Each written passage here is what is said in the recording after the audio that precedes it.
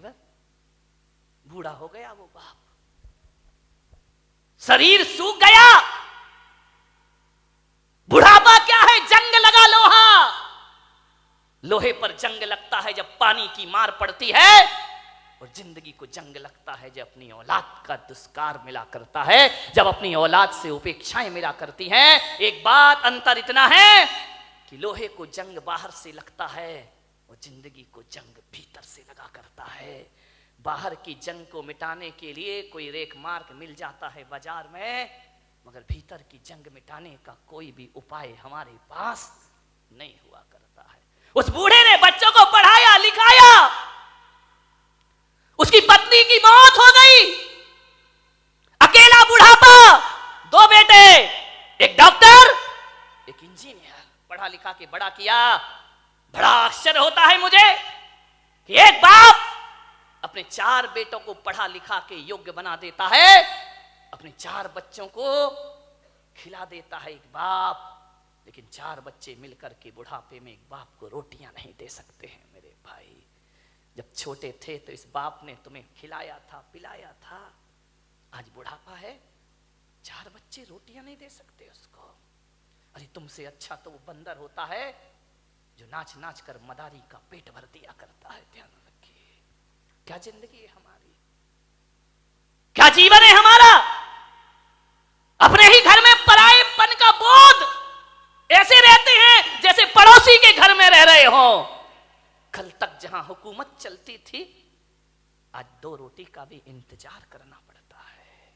मान्यवर, मां बाप अपने बच्चों की जुबान नहीं दे सकते किसी को।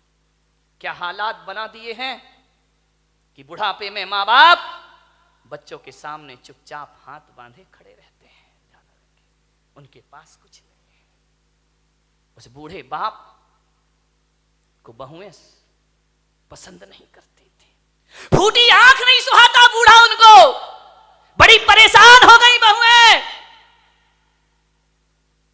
बूढ़े बाप ने देखा, यार इन बच्चों को मैंने पाला पोसा बड़ा किया, आप विचार तो करो एक बार, माँ बाप की तपस्याएं। मैं संत हूं, मैं दिगंबर संत हूं, लेकिन आज मैं आपके सामने कह रहा हूं कि 23 साल हो गए मुझे सन्यास में रहते रहते, लेकिन मैं विश्वास के साथ कहता हूं कि 23 साल में जितनी तपस्या मैंने नहीं की होगी, उससे ज्यादा तपस्या मेरी मां ने मुझे पालने में की होगी।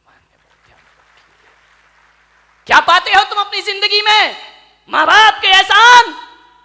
बड़ा आश्चर्य होता है कि जिस मां ने 9 महीने तुम्हें कोख में रखा, बुढ़ापे में उसको कमरे में नहीं रख सकते हो तुम। ध्यान रखिए, जिस मां ने आंचल का दूध पिलाया, उस मां को मटके का पानी नहीं पिला सकते हो। जिस मां ने, विचार करिए, आज जो तुम बोल रहे हो, अरे बेकार है वो औलाद जो अपने बाप को चुप कहती हो। ध्यान रखिए, कैसी औलाद है। माँ बाप कुछ बोलते हैं तो बच्चा कहता है आप चुप रहिए। अरे जीभ गल के गिर जाना चाहिए आपकी। माँ बाप को कहते हो चुप रहिए, जिसने बोलना सिखाया। जब तुम पैदा हुए थे तुम्हें तो बोलना भी नहीं आता था। बताइए सबसे पहले बोलना किसने सिखाया था? इस माँ बाप ने। और इसी दिन के लिए सिखाया था कि जब तू बोलना सीख जाए तो हमें कहना कि तुम चुप रहो। ध्यान रखिए मान्यवर, माँ बाप के एहसानों से मुक्त नहीं हो सकते कभी। जब तुम्हें चलते नहीं बनता था ना, किसने चलना सिखाया था? बताइए, उंगली पकड़ के किसने चलना सिखाया था? इस माँ ने सिखाया था, इस पिता ने सिखाया था। ये तुम्हारे लिए घोड़ा बना था, तुम उसकी पीठ पर सवार हुए थे। कितना खुश होता था वो बाप जब तुम पहली बार चलना सीखे थे। चलते थे, गिर जाते थे, चलते थे, जैसे ही गिरने लगते थे पापा आकर पकड़ लिया करते थे। एक बात तो बता दो, युवाओं से मेरा निवेदन है, जब तुमसे चलते नहीं बनता था तो माँ बाप ने उंगली पकड़ी थी, और आज उनसे चलते नहीं बनता तो तुम उनका हाथ नहीं पकड़ सकते हो। तुम्हें उनका हाथ पकड़ने में शर्म आती है, तुम्हें गाड़ी में बिठा के मंदिर ले जाने में शर्म आती है, तुम्हें शर्म आती है अपने माँ बाप को सहारा देने में। वाह रे इंसान, विचार करिए। याद है तुम्हें जब बचपन में स्कूल जाते थे तो माँ क्या करती थी? तुम्हारे टिफिन में 2 रोटी रखती थी। बेटा पढ़ाई भी करना, भूख लगे तो ये रोटियां खा लेना। स्कूल में रहने के बाद भी माँ तुम्हारा ख्याल रखती थी। और जब स्कूल जाते थे तो माँ पिता 1 रुपया 2 रुपया तुम्हारी जेब में डाल दिया करता था। विचार करो आप कि जिस माँ ने टिफिन में 2 रोटियां रखी हैं, बुढ़ापे में आज उस माँ की थाली में 2 रोटी नहीं है। और जिस बाप ने जेब में पैसे डाले थे, आज वो बाप बिना पैसे के घर में जिंदगी जी रहा है, एक एक पैसे को तरसता है, उसे शर्म आती है अपनी औलाद से पैसा मांगने में। एक बात तो बता दो, युवाओं से मेरा निवेदन है कि बचपन में तुमने पिता की जेब से पैसे निकाले थे तो पिता तो गुस्सा नहीं हुए थे ना? पिता तो सोचते थे बच्चा है, निकाल लिया, खर्च करेगा, कोई बात नहीं है। बचपन में पिता के जेब से पैसे निकालते तब पिता को गुस्सा नहीं आया। और आज बुढ़ापे में बाप यदि तुम्हारी जेब से पैसा निकाले तो तुम्हें गुस्सा क्यों आता है? मैं आपसे पूछना चाहता हूं, युवाओं से मेरा प्रश्न है, आज आपको गुस्सा क्यों आता है? आज पिता को इजाजत क्यों लेना पड़ती है? एक बात आपसे निवेदन करने जा रहा हूं, मान्यवर, जब तुम छोटे थे ना, ये वही बाप है, तुम्हारे घर में एक चिड़िया आती थी, तुम बचपन में छोटे में पूछते थे पापा ये क्या है? पापा कहते थे बेटा चिड़िया है। फिर थोड़ी देर बाद चिड़िया आती थी, पापा ये क्या है? बेटा ये चिड़िया है। फिर चिड़िया आई, पापा ये क्या है? तुमने 10 बार पूछा, बाप ने 10 बार बताया बेटा ये चिड़िया है। पापा को गुस्सा नहीं आया ना?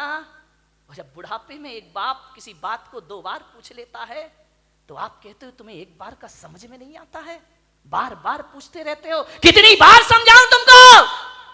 बताओ, तुमने 10 बार पूछा तो पापा ने गुस्सा नहीं किया, आज पापा ने 2 बार पूछ लिया तो तुमको गुस्सा आ गया।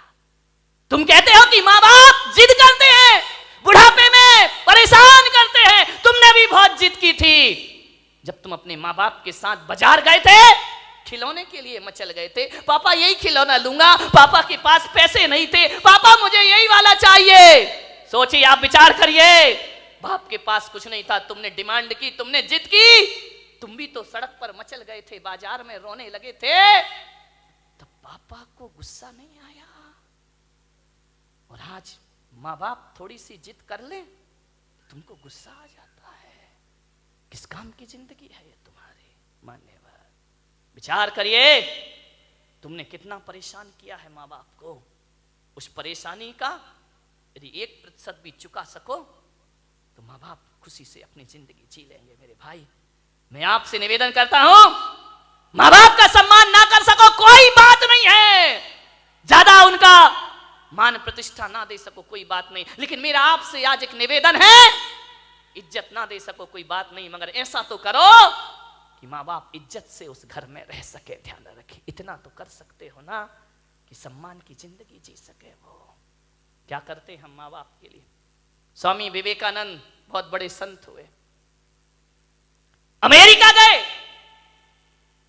उन्होंने अपना भाषण दिया, प्रवचन दिया, मां पर बहुत अच्छा बोलते थे। वो कहते थे मां से अच्छा कुछ नहीं होता, मां से बड़ा कोई धर्म नहीं होता है, पिता से बड़ा कोई धर्म नहीं होता, कोई कर्तव्य नहीं होता हमारा। विवेकानंद से किसी जिज्ञासु ने पूछ लिया, आप मां की इतनी महिमा गाते हैं, मां में ऐसा क्या है? धरती पर आए हैं तो मां तो मिलेगी मिलेगी, इसमें कौन सा एहसान? और हर मां बाप पाल पोस के बड़ा करते हैं, कोई बड़ा काम नहीं कर दिया उन्होंने। धरती पर आओगे तो मां बाप तो मिलेंगे ही मिलेंगे। विवेकानंद ने कहा, यह प्रश्न कोई भारत का आदमी पूछ रहा है कि मां में ऐसा क्या है? स्वामी विवेकानंद ने उसे बुलाया कि इधर आओ। वो एक साफा बांधते थे, उन्होंने अपनी पगड़ी खोली, बोले इसे पकड़ो। उसने कहा स्वामी जी ये क्या है? बोले पकड़ो। उसने पकड़ा। स्वामी विवेकानंद ने कहा कि जाओ, मेरी सभागृह के बाहर 1 किलो का पत्थर पड़ा है, उसे उठा के लाओ। बोले स्वामी जी मुझे प्रश्न का उत्तर चाहिए, ये पत्थर में से नहीं उठेगा। बोले देख, मां बाप के संदेह में उठा हुआ प्रश्न किसी पत्थर से कम नहीं हुआ करता है। और पत्थर का जवाब स्वामी विवेकानंद नहीं देते, पत्थर का जवाब पत्थर ही दिया करता है। जाओ और पत्थर उठा के लाओ। वो पत्थर उठा के लाया। स्वामी जी ने कहा अपने पेट में बांध, और बांध करके पूरे नगर के 3 चक्कर लगा के आ। बोले ऐसा नहीं हो सकता। बोले क्यों नहीं हो सकता है? बोले मुझे उत्तर चाहिए। बोले उत्तर मैं नहीं दूंगा, उत्तर पत्थर देगा। माँ बाप के खिलाफ उठा प्रश्न पत्थर है, उत्तर भी पत्थर ही देगा। जाओ। उसने बांधा पूरे परिक्रमा। बोले थोड़ी देर बांधा फिर छोड़ दिया। बोले मेरे से नहीं होगा ये। बोले क्यों? बोले स्वामी जी आप इतने बड़े विद्वान हैं, मनीषी हैं, ज्ञानी हैं, मैं पेट में पत्थर बांध के घूमूंगा तो लोग हंसेंगे, मेरा मजाक बनेंगे, मुझे अच्छा नहीं लगेगा, मुझे शर्म आती है। तो स्वामी विवेकानंद ने कहा उत्तर मिल गया। बोले ये कोई उत्तर है क्या? बोले यही उत्तर है। जब तुझे 1 किलो का पत्थर बांध के घूमने में शर्म आती है, बोल तेरी माँ 9 महीने तुझे पेट में रखकर कैसे घूमी होगी, उसे शर्म नहीं आई होगी, और आज तुझे शर्म आई और तूने पत्थर फेंक दिया। अरे मूर्ख, यदि तेरी माँ को शर्म आती हो तुझे कोख से निकाल कर फेंक देती तो आज मेरी सभा में प्रश्न पूछने की औकात तेरी नहीं होती। इस ध्यान रखिए, ये माँ बाप का उपकार हुआ करता, ये माँ बाप की बदौलत है। एक बात याद रखना मेरे भाई, आज तुम्हारे पास जितनी भी दौलत है वो माँ बाप की बदौलत है। ध्यान रखिए, माँ बाप नहीं होंगे तो कहां से डॉक्टर बन जाओगे, कहां से इंजीनियर बन जाओगे? अरे माँ बाप का एहसान मानो, एहसान मानो इस माँ का। गर्भपात की दुनिया में भी तुम्हें जन्म देने की ताकत रखी है उसने। यदि जन्म से पहले मार देती तो आज यहां बैठ के प्रवचन नहीं सुन रहे होते तुम लोग। आज जो इज्जत तुमने कमाई है ना, ये मत सोचना कि पढ़ लिख के इज्जत कमाई है, ये मत सोचना कि दौलत कमा के इज्जत कमाई है।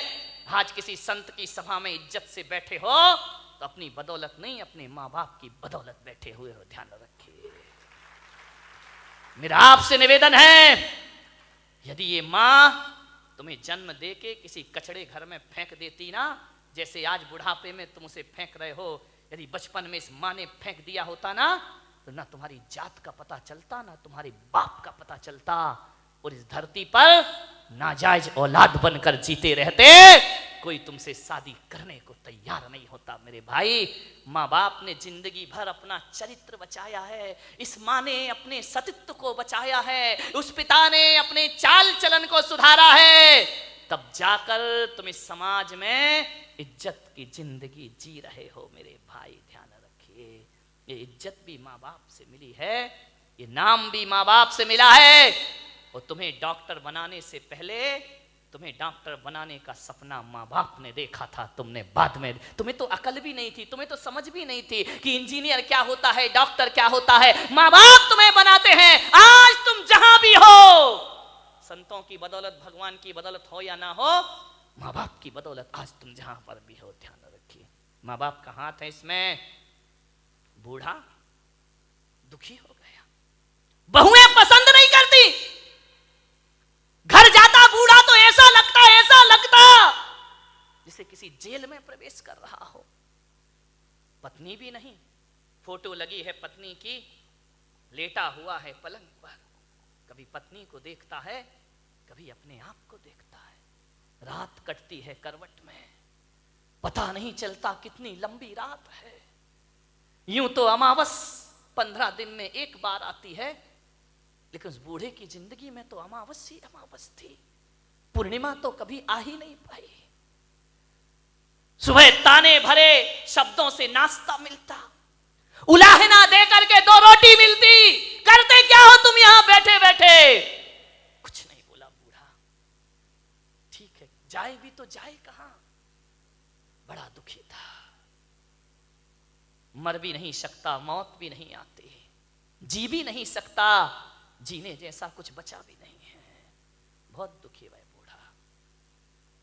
थोड़ा बहुत टहलाता, यार दोस्तों में बैठता, शरीर में ताकत नहीं, कुछ कमाए, कुछ मेहनत करे, फिर घर लौट आता। और घर लौटता तो ऐसा लगता कि किस दरिंदगी की जिंदगी में मैं वापस लौट आया हूं।